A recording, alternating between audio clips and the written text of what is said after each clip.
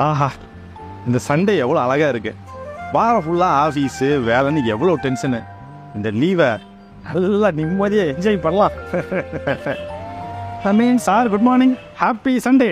அதெல்லாம் நீங்கள் எதுவும் உங்கள் வண்டி இடத்துல நிறுத்திக்கிங்க சார் நேற்று நைட் நான் வரும்போது நான் வண்டி நிறுத்துகிற இடத்துல கல் கூட்டி வச்சுருந்தாங்க.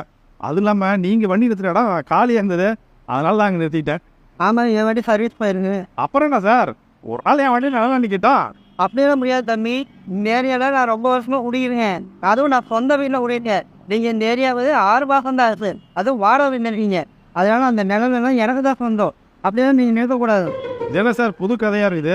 தம்பி இப்படியே பண்ணிட்டு இருந்தீங்கன்னா எனக்கு ஆல்ரெடியே ப்ரெஷர் அதிகமாக இருக்குது சரிங்களா. இதை அப்படியே நீங்கள் டெய்லி நிறுத்திட்டு இருந்தீங்கன்னு வைங்களேன், எனக்கு ப்ரெஷர் ஆகி நான் ஹாஸ்பிட்டலில் அட்மிட் ஆகிறாலும் ஆயிரும். பாருங்க இப்போ எனக்கு ப்ரெஷர் அதிகமாகிட்டு இருக்குது. சரி சரிங்க சார், நான் எடுத்து ஊற்றிடுறேன், நீங்கள் போங்க. சீக்கிரம் வந்து நிறுத்த, ஏனே வெயிட் பண்ணுறேன். சீக்கிரம் வாங்க. வர்றேன் சார், போகிறேன் சார், போகிறேன். எப்படியா நிறுத்தினா தான் வண்டி